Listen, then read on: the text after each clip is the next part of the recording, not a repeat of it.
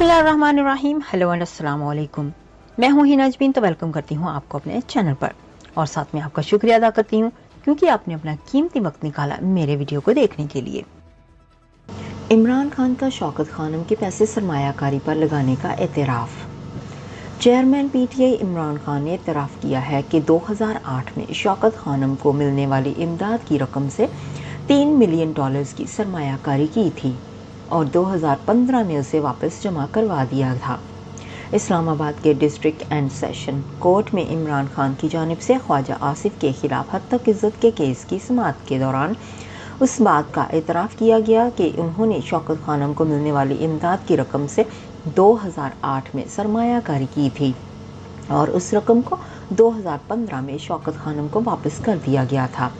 अदालत में video link पेशी के दौरान चेयरमैन पीटीआई पर जब वकील अली शाह गिलानी ने जुर्रा शुरू की तो इमरान खान ने अदालत को बयान देते हुए बताया कि बात दुरुस्त है कि $3 मिलियन की सरमायाकारी 2008 में की गई थी और सरमायाकारी की जाने वाली रकम को 2015 में शौकत खानम को वापस कर दिया गया था।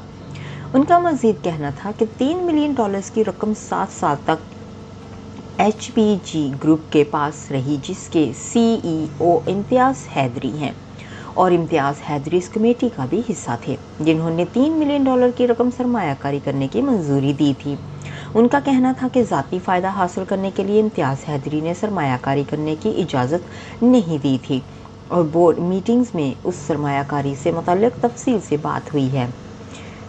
उनका कहना था कि जब ख्वाजा आसिफ को नोटिस भेजा था तो उस वक्त तक सरमायाकारी की रकम वापस नहीं आई थी। इम्तियाज़ हैदरी 16 साल से शौकत खानम हॉस्पिटल के डोनर हैं और मुझे मालूम नहीं कि वो पीटीआई के डोनर भी थे या नहीं। मैंने इम्तियाज़ हैदरी के किरदार के हवाले से अदालत को गुमराह नहीं किया।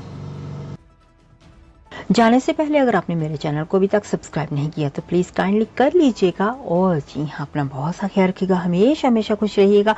नेक्स्ट वीडियो तक के लिए मुझे इजाज़त दीजिएगा। अल्लाह हाफिज़।